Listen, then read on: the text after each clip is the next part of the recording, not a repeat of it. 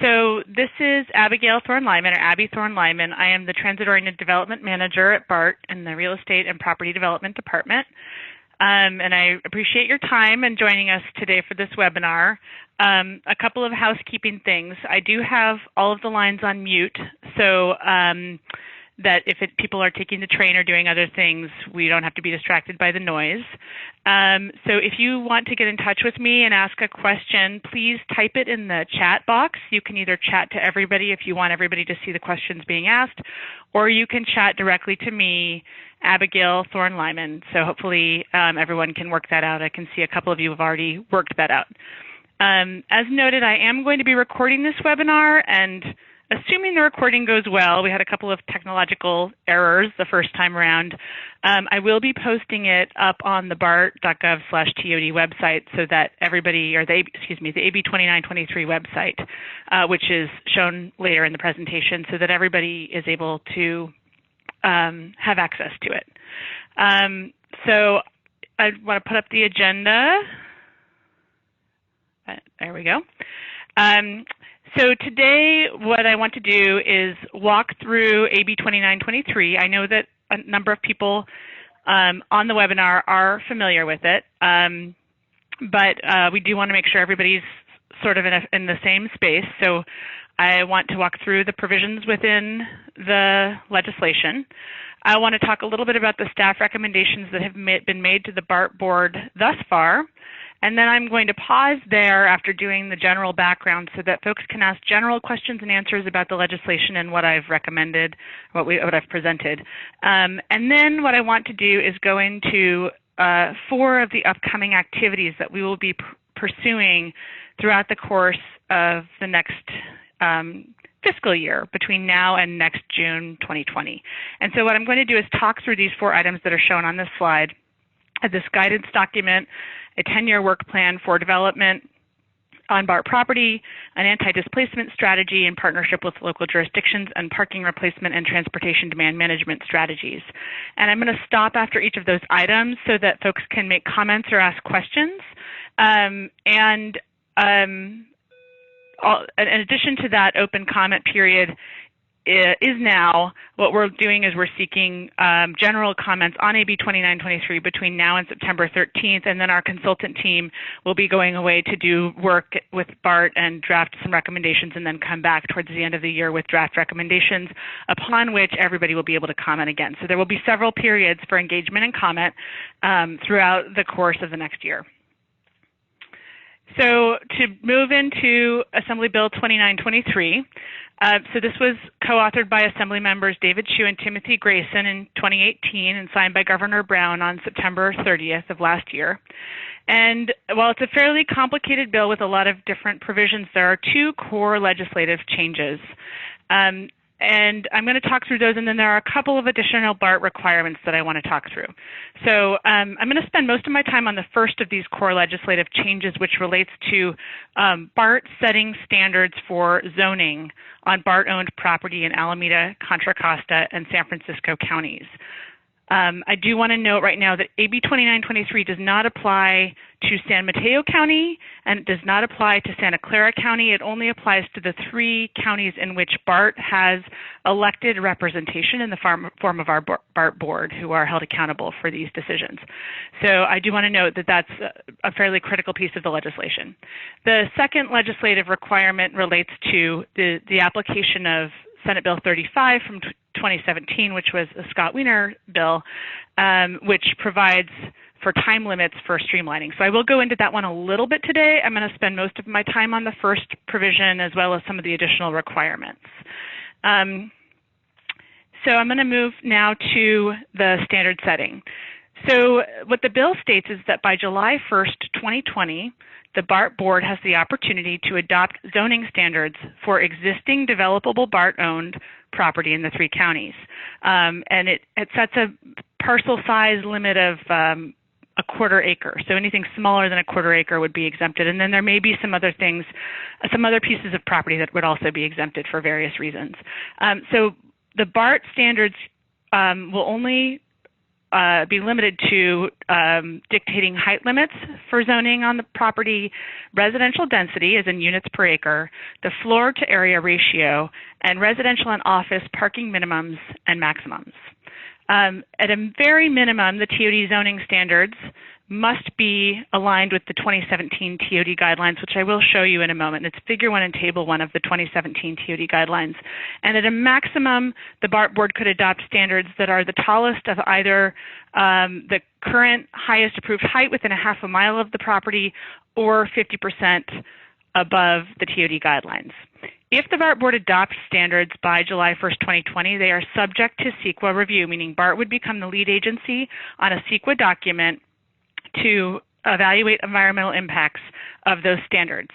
Now, if the BART board does not adopt standards, then Table 1 and Figure 1 of the 2017 TOD guidelines become the zoning standards as of July 1st, 2020.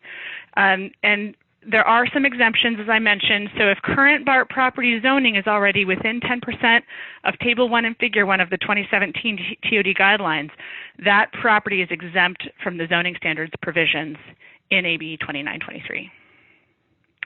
So as noted, here is Table 1 and Figure 1 from the 2017 TOD guidelines.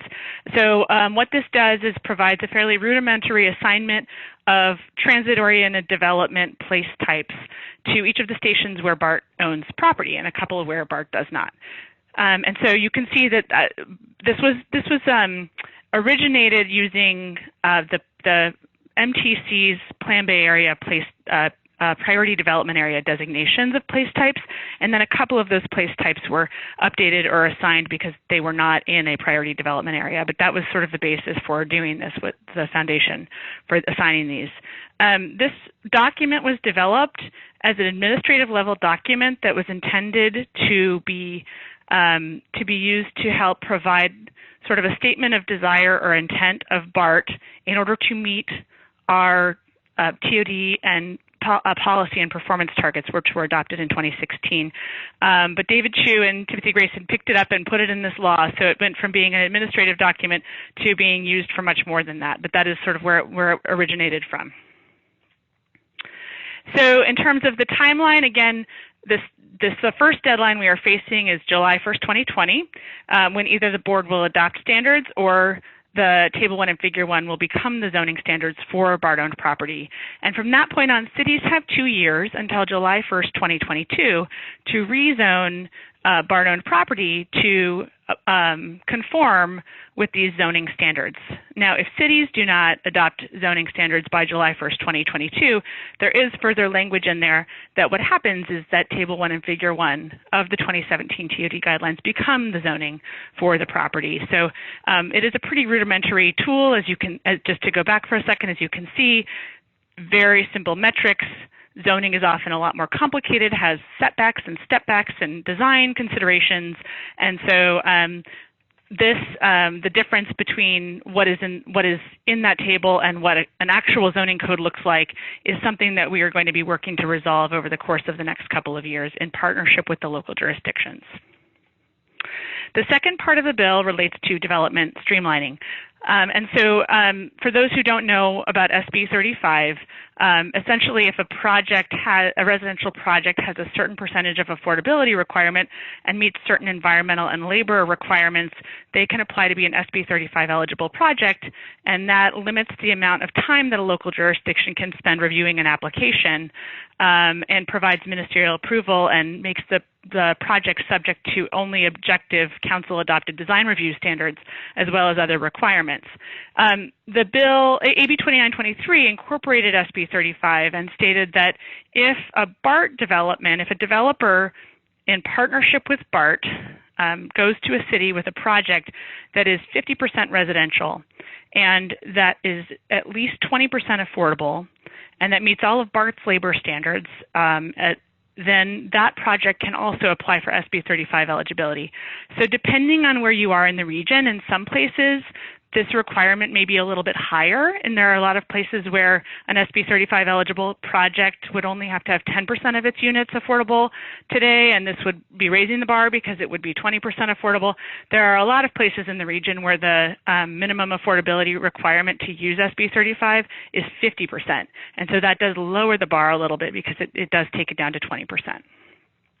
I just want to note this last line here that there has been fairly limited application of SB 35. I think every single day there are new cases of SB 35 being used that are coming out, but it is something that we're really watching very closely as it does apply to BART property now.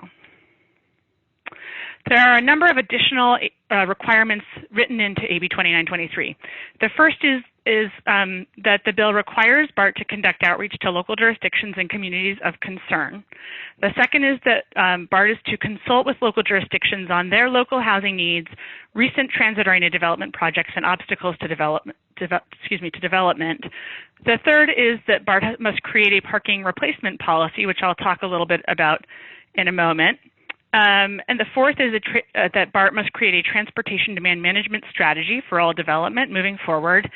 The fifth is an affordable housing and anti-displacement strategy, and the sixth is a report to the state legislature on the bill's effectiveness in 2027. Note that this bill is set in the legislation to expire in 2029, so they want to see what it has done to encourage development near BART stations. So you can see that we are going to be talking about quite a few of these things as we are moving towards implementation of the bill. We're really trying to fit with what is required in the legislation as we move forward. So BART has been very busy since the signing of this bill last year. We've gone through the process of formally assessing what property we own to which this bill might apply, and what of that is developable, and we're continuing that process. We've done a preliminary evaluation of the current zoning on all of these pieces of property and its alignment with the 2017 Table 1 and Figure 1 of the 2017 TOD guidelines. We've met with local jurisdiction planning staff and community development staff from 22 cities and counties. This includes all of the cities and counties that are directly affected by AB 2923, as well as some local jurisdictions where BART owns land that is not in AB 2923, such as San Mateo County stations, as well as areas such as Livermore, where BART does own land, because we wanted to get a real sense not just of what would be affected by the bill, but also where our program, the Transit-Oriented Development Program, might be doing work in the future. We've presented to numerous stakeholder groups. We've presented to BART's Title VI Committee and Limited English Proficiency Committee, and in particular asked those committees, which are comprised largely of community-based organizations, in particular how we can engage with communities of concern on this bill. We've attended a number of city council meetings, and we will continue to attend council meetings and other meetings as invited. And we have engaged, and will continue to engage local elected officials and obviously our own BART board. So I want to focus on the recommendation that staff made to the BART board in June of this year. So after conducting a lot of this analysis and talking to a lot of local jurisdictions, staff have determined that it does not make sense for the BART board to pursue additional TOD zoning standards prior to this July 1st, 2020 deadline. And there are a couple of reasons we're making this recommendation. One is that AB 2923, this Table 1 and Figure 1, sets a minimum threshold that is already fairly robust. It is consistent with the kinds of buildings that BART is seeing be developed in these jurisdictions today.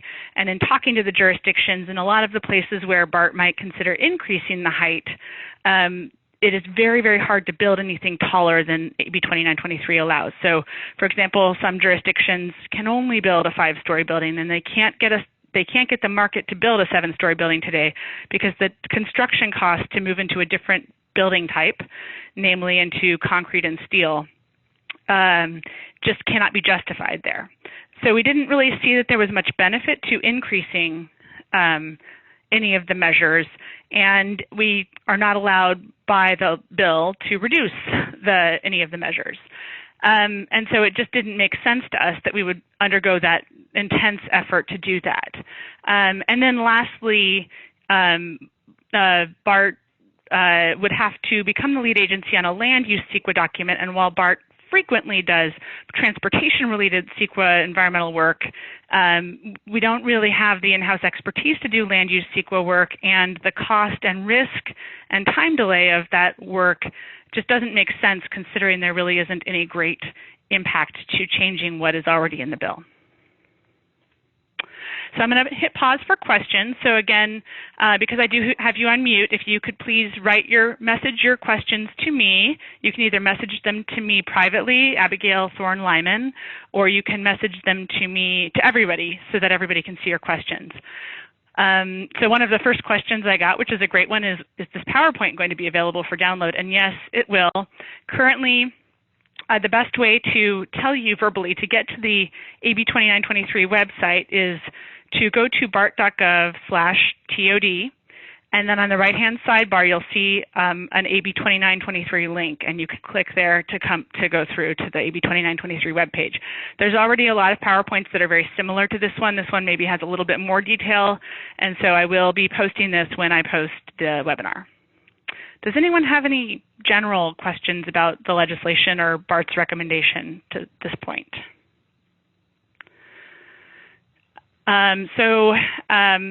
There's a question about the anti-displacement policies, which is a great question that we have lots of questions about too.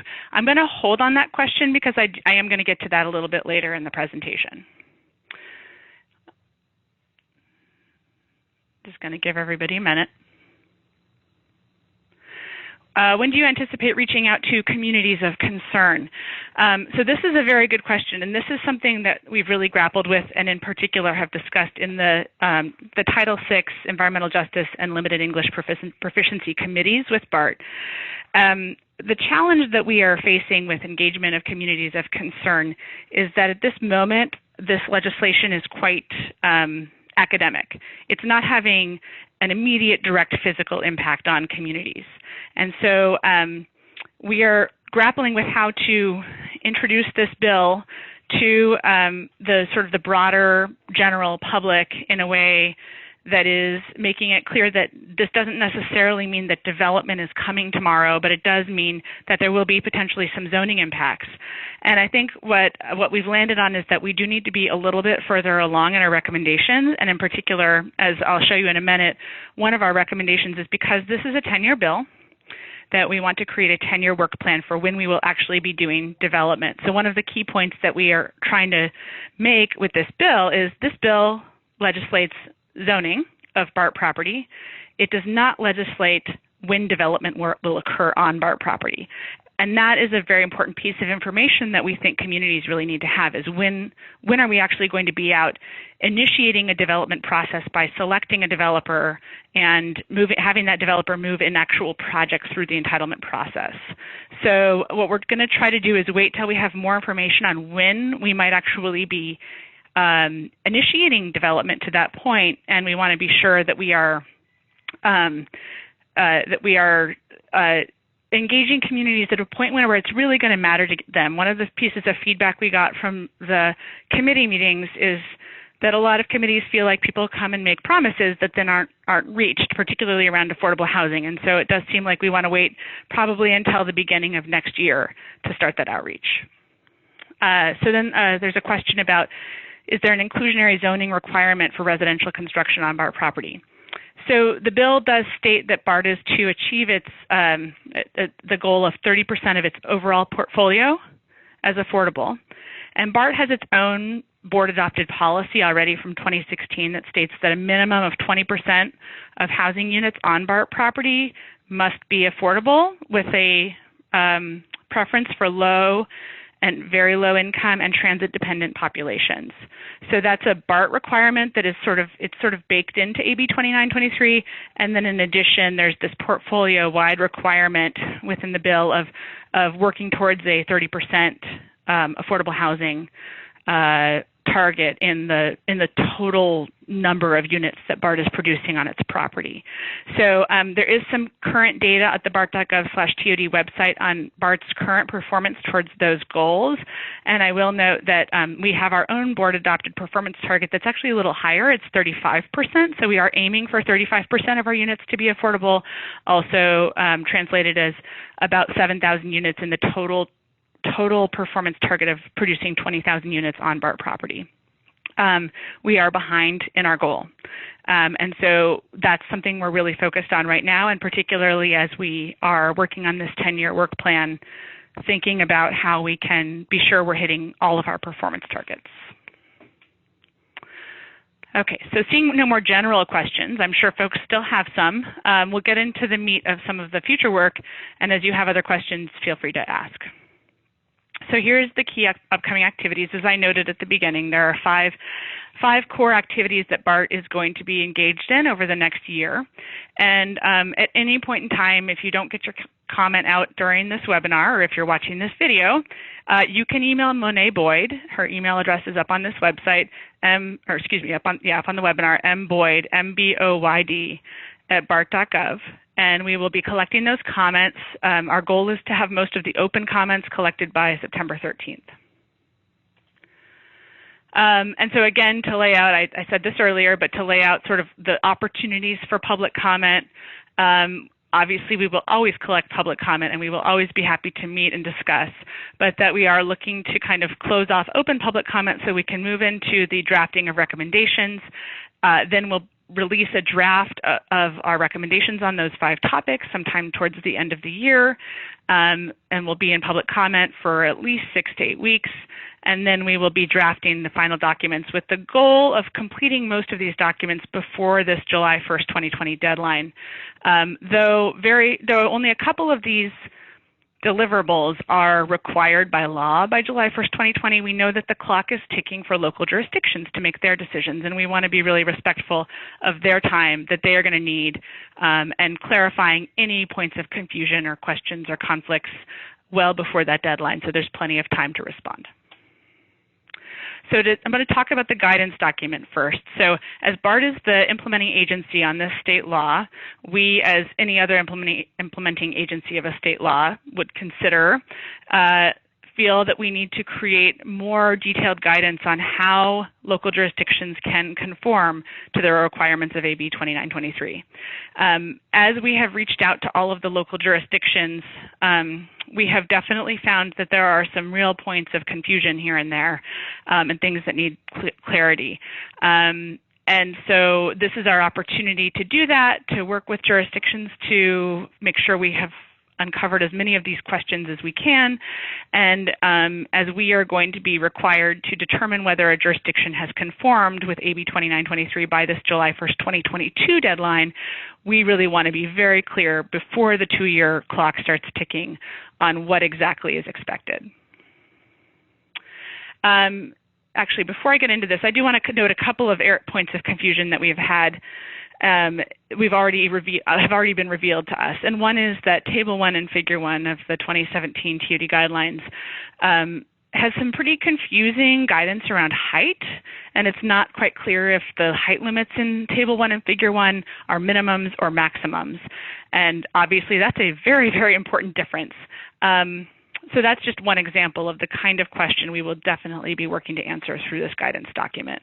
Another is a lot of cities don't use floor to area ratio as a measure, as a regulatory tool. And so if you don't use floor to area ratio, how can one determine if you're conforming? So that's just another example of something that we need to clear up. So while we have not yet completed our determination of which properties near BART stations are already affected by AB 2923, we have done some initial work, as I mentioned, looking at the zoning of the property and meeting with the cities to make sure that we have it as right as we can. And obviously there are a couple of different parameters, right? This is a multidimensional question of whether a zoning conforms or not, because there's parking, there's height, there's floor to area ratio, and there's density. And so, and additionally, BART sometimes owns more than one piece of property at a station or within a half mile of a station. And so one piece of land might be zoned one way and another might be zoned another way. So it's going to be a very complicated answer as to whether a local jurisdiction is conforming. But what we wanted to do to give a general sense of how far off we are was to look at whether a project that fits all of the parameters of Table 1 and Figure 1 of the 2017 TOD guidelines could actually be allowed under the current zoning on that property today without any variance or conditional use permit from the local jurisdiction. And so that's what this map is showing, is that areas in green are areas where we've determined that we could build such a building today under current zoning. Areas in yellow are areas where with a change in the parking requirements, we could build such a building. So maybe the height is correct, the floor to area ratio is correct, the density is there, but the minimum parking requirements of the local jurisdiction are higher than what the legislation states, because what Table 1 and Figure 1 state is that there will be no minimum parking requirement, just to drop the bottom out of any minimum parking requirement from a local jurisdiction, and that maximum parking for, and this is for development. I just want to make that very, very clear. This is about parking for the residential or commercial uses, and that there is a maximum. And so if there were modifications in the yellow areas, such a building could be built today.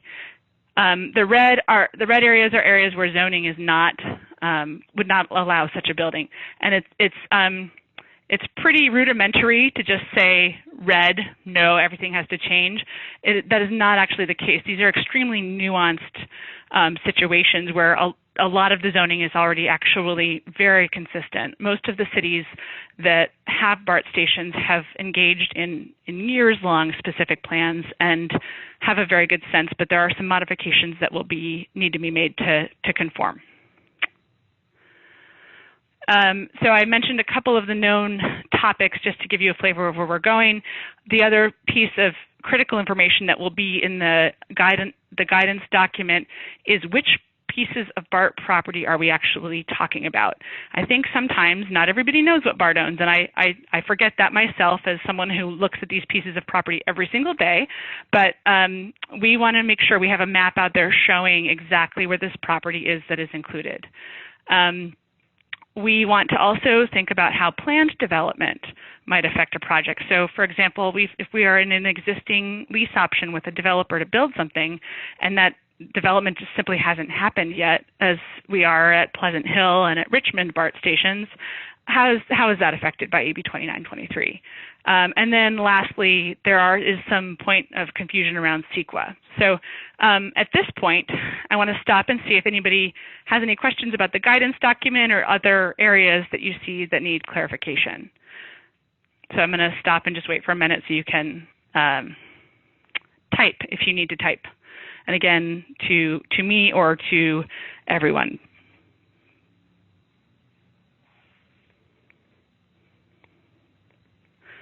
Oh, that's a good question. When will this be completed? So we will be making the draft recommendations available probably at the beginning of 2020. And then we will be, again, public comment, so that will be another opportunity for you to review and comment if you think something is not right or not clear. And then we will be actually drafting the document for release probably in late spring of 2020, so that we can have adequate time to receive public comment and then have the board review and take any actions that are necessary. So before the July 1st, 2020 deadline.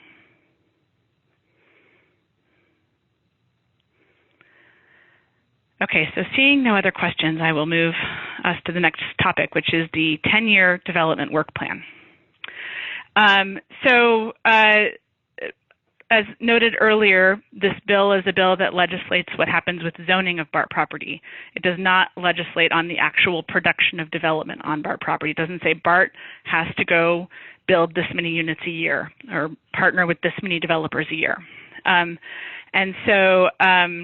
We thought it was very important to figure out where we are going to be initiating development and what that development might be. So that's a piece of work we're going to be working on this same timeline I just mentioned.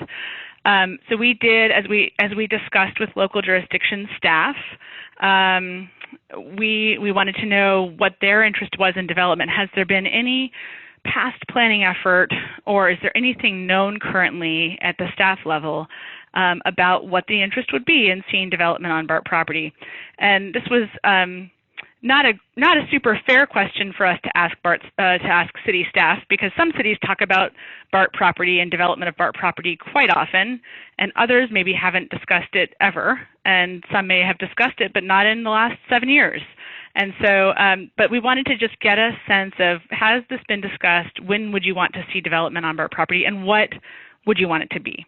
And so what we actually found in doing this is that most local jurisdictions with BART-owned property next to a BART station have a very strong interest in advancing development over the course of the next 10 years. But what we also heard was that there was a real variation in the kinds of uses that local jurisdictions were interested in seeing, and we really saw the regional jobs housing imbalance reflected in what we were hearing from local jurisdictions, which is to say that areas that are in close proximity to our major job centers, downtown San Francisco, are feeling the housing crunch and very much want to focus on the production of housing, and especially affordable housing, so that they can help relieve their own housing issues. And conversely, we saw that areas that have historically been more suburban and outlying communities that don't have a lot of jobs are feeling the opposite way, that they would like to see more jobs near their station. So we really saw this, the regional trends playing out in what people said they wanted on BART land. I will say that when we ran the numbers to see whether we could produce our own board-adopted performance target of 20,000 housing units by 2040, we found that we would not be able to hit that number if we only did exactly what the local jurisdictions wanted. But this is, again, the very beginning of a conversation. We have a lot of cities have not had a chance to really fully think about this, so there's a lot more work to be done on this. But because most jurisdictions have a strong interest in advancing development, we do want to spend some time thinking about what the criteria are that we would use to prioritize which of our sites would be put first in the development queue. And what I mean by initiating development or putting it in the queue is that we would actually issue a solicitation for a developer. We would issue a request for qualifications or a request for proposals to select a private development partner with whom we would work to design and entitle and build a project. So I want to just go first to this map on the next slide and show kind of what we were hearing from local jurisdictions in terms of interest and timing for a solicitation. And the green areas are areas here where a jurisdiction said we would love to see something between 2019 and 2024 if we could. This is based just on interest. It's not based on necessarily that the market is ready to do it. And a lot of the jurisdictions caveated that there are particular key physical issues they would need to see addressed, such as replacement parking for BART patrons, but that there was a definite interest in seeing that kind of investment occur and having that kind of investment occur on BART's property. There are some stations where the local jurisdiction said, you know, we really do want to see development on your property. We've already made that clear in some way, shape, or form, but there are key pieces of infrastructure that have to be built first, or there are key other amenities that we're waiting to see developed elsewhere in the station area, and we're not quite ready for you to initiate development, BART, but we would like to keep, you to keep us in your queue, so when these other things happen, we're ready to go. And so I do just want to note that there are 14 station areas on here that have stated they have immediate interest in development, immediate being the next 5 years. There are four station areas where the jurisdiction said, we don't have interest in the next 10 years. There were various reasons for that. Some just said they have never envisioned development on BART's property. BART's property is a parking lot, and that's what it's always been envisioned to be, and we've never had any other conversations with the community about any of this. For others, there was maybe a little bit of a different or more complicated story, and certainly for most of these jurisdictions shown in red, parking replacement and concerns about parking was one of the top issues that floated to a place of significance in providing this feedback to us. So what we're going to be looking for, just to go back to this slide for a minute, is we're going to be asking you to provide us with some sense of what criteria you feel are the most important as BART is prioritizing sites where we will be initiating development. So what some of the ones we've identified, obviously from a self-interested point of view, BART staff capacity, we historically have initiated less than one project per year over the course of our program since 1992. We, in the last couple of years, have tried to up the ante and start to initiate 2 projects per year, which was very ambitious, but these projects require a lot of staff time and a lot of work. So what we're trying to figure out is if we can only do 2 projects a year, which is 10 projects, how do we decide which of these projects is going to be advanced first? So market readiness is definitely something we heard. The city's commitment to development, has the city been either made a financial contribution, maybe saying they want to put some of their local housing trust fund dollars into an affordable housing project on site or something else, or a political commitment really showing that they are pushing development and they really want to advance a project. Those are the kinds of cues that we're thinking we might look for. Some of the feedback we've received so far in our engagement on this is really thinking about affordable housing and the housing crisis. And we've received that feedback in a number of ways. One is focus affordable housing in areas that are lower income already and where there's displacement taking place. We've also heard it the other way of focus affordable housing in high income, high opportunity locations where families could have access to great schools or easier access to jobs. So I think these are some of the criteria that we're weighing. And so at this point, I do want to just stop and see if anyone had any comments they wanted to throw out or questions. If you had a criterion that you really wanted to put first, if you had any ideas how BART could measure the criteria that we use. And one of the things we're looking really specifically to do is to not have this be a static document where we're creating a list of stations and a sequence in which things will occur. We know that circumstances change all the time. And so what we want to do is develop the methodology we use to select places so that we can reevaluate every couple of years as political circumstances change or new financing sources exist. And so that's the kind of feedback we're looking for. If you have ideas on how we can increase the pace of development ourselves, so we're doing more than 2 projects a year, I'm all ears for that. And then I've just listed a couple of the tensions that we've heard so far, one of which I just raised. So I'm going to hit pause again and see if folks have questions about the 10-year work plan or comments to make.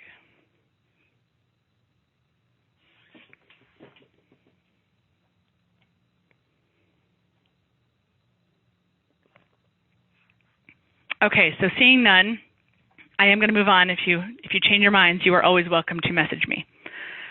So talking about a fairly related topic, the legislation states that BART will need to create an anti-displacement strategy in partnership with local jurisdictions. And so this one I have much less to present on, but what I do want to note is that BART, most of the property that we're talking about is either today vacant or is a surface parking lot.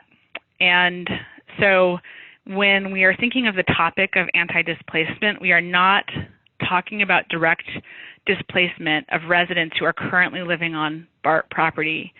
We are talking about development of vacant properties. And so based on that, I think what we can assume about the intent of the legislation is that they want to address the concern that as an empty parking lot gets redeveloped as a mixed income, mixed use project, that could have property value impacts on the surrounding neighborhood, which could result in the displacement of tenants in the immediate neighborhood who are experiencing the negative consequences of such an investment.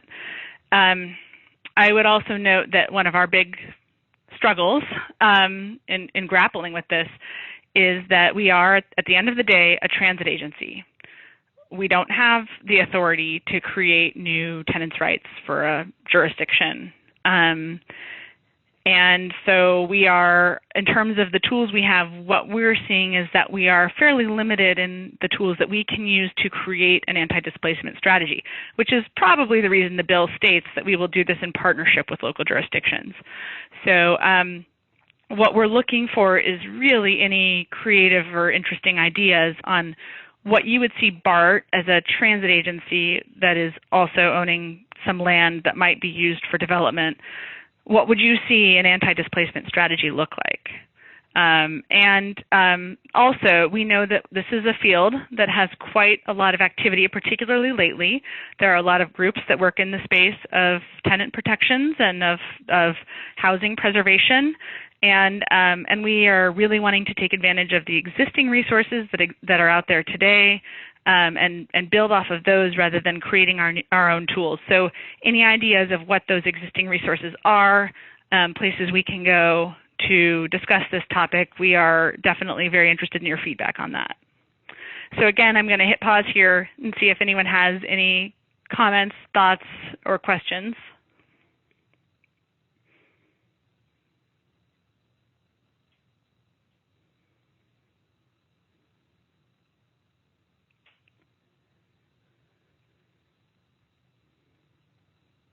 Okay, and seeing none, I am going to move on. I do hope that folks will think about this, and if you are going to provide comments via email, we are definitely very interested in seeing some answers to these questions or some thoughts on these questions. So we're going to move on. Oh, we got some recommendations for resource. Thank you very much for that. So I will reach out to you after this to follow up on that resource. Okay, let's move on. Okay, so I've grouped together parking replacement, and this is specifically BART patron parking replacement and transportation demand management. And so the legislation requires BART to create a parking replacement policy. Now, BART is not working from a place of nothing on this. We have a lot of existing policies and existing studies, obviously, on parking replacement and on our station access goals. And in fact, I do want to just mention that when the BART board adopted the new transit-oriented development policy in 2016, concurrently with that, the board also adopted a station access policy and station access performance targets. So we actually have a lot of information about this and a lot of existing policy work from which we are going to base our work on parking replacement. And so what the station access policy does is it actually classifies all of our stations into one of a number of place types, of access types, and it sets out what kinds of access modes BART will be investing in to encourage different kinds of access. Every 5 to 10 years, BART, in partnership with MTC, does what is called a station profile survey. And what we found between the 2008 station profile survey and the 2015 station profile survey was a fairly substantial increase in the number of BART patrons who were getting to the station by walking, biking, taking transit, and other modes that were not just driving and parking to the station at the station. And having seen that trend, BART adopted this performance target to increase the percent of patrons who are walking and biking to the station from the 2015 metric of 44% up to 52% by 2025. So we are really actively encouraging biking and walking.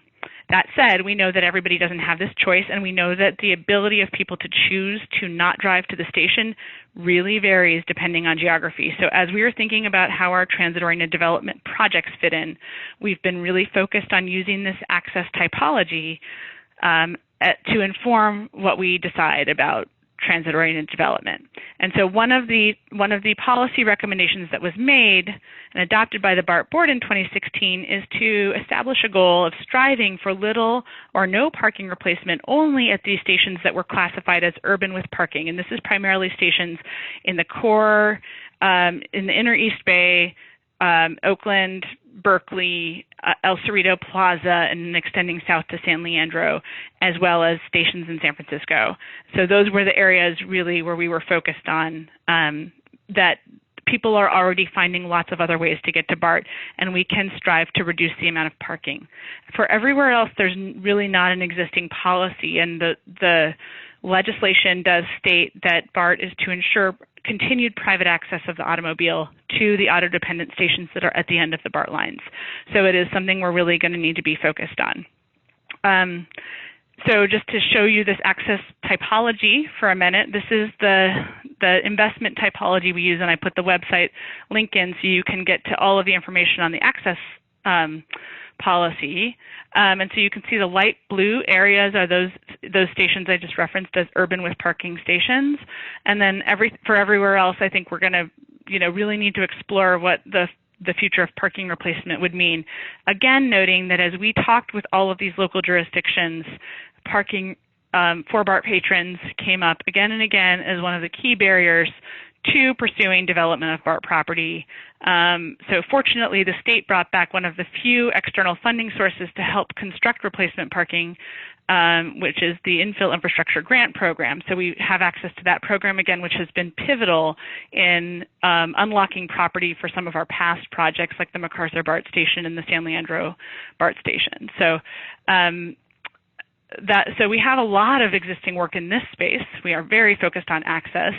And so we do want to build on this, but we also are definitely seeking comments on what else should be in a parking replacement policy. And then what basically, I wanted to show this for a minute. So this access map is tied to this investment framework. So it's showing that in urban locations, BART will not be encouraging financial investments in parking. At more auto-dependent stations, there's definitely more of a willingness to accommodate replacement parking and future parking for BART patrons.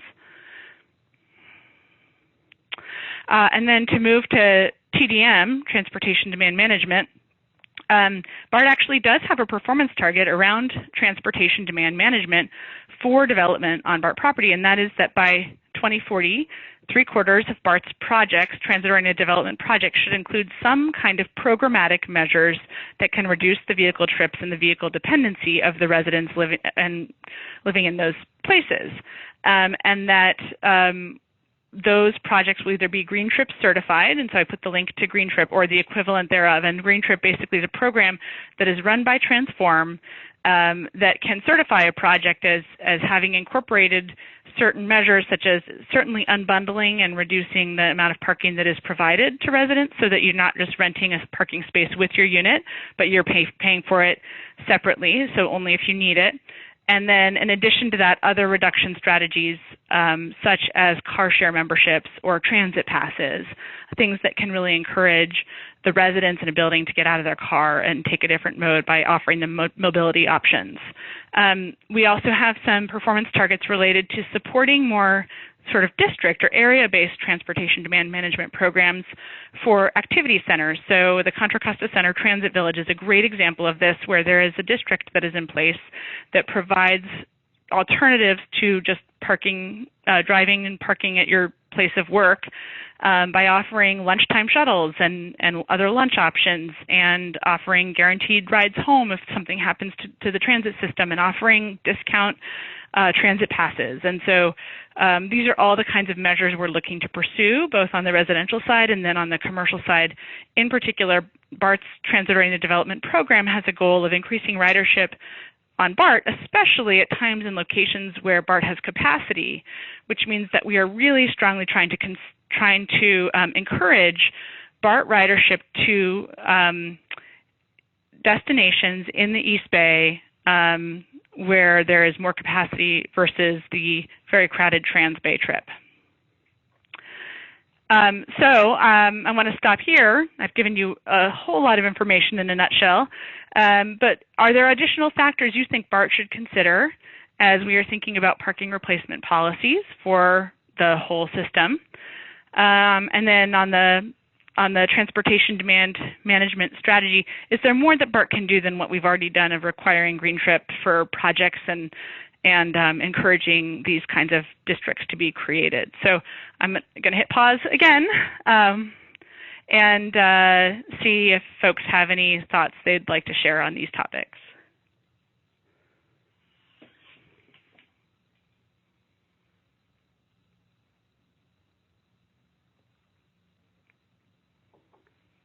Okay, seeing none, I realize the webinar is not the most stimulating place, particularly when you're on mute, to go engage in these topics. So that is actually it in terms of what the information I wanted to provide today and the areas of comment that that we're seeking. So I do really encourage you to submit comments to Monet Boyd, mboyd@bart.gov, ideally by the September 13th deadline. If coming out of this you feel you need a little bit of more information or you want to have further follow-up conversations with Bart, please don't hesitate to reach out. If you contact Monet, she will let me know. We are really trying to work hard to make sure we are open in our approach to this bill, and that we are constantly seeking opportunities to engage with folks who are interested. So if you are interested in knowing more, if you found this webinar helpful and you'd like me to come do some kind of a version of it for your group, just please don't hesitate to reach out. I want to just, before we close on the webinar, I did just want to see if folks have any final questions.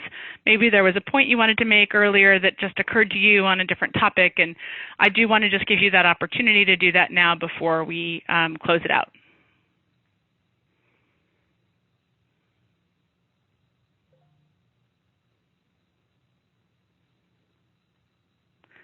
Okay, so seeing none, I am going to end the webinar. Please do reach out to me, reach out to Monet, and we look forward to seeing you get engaged again at the end of this year when we come out with our next body of work on this topic. Thank you again for your time today. I really appreciate it.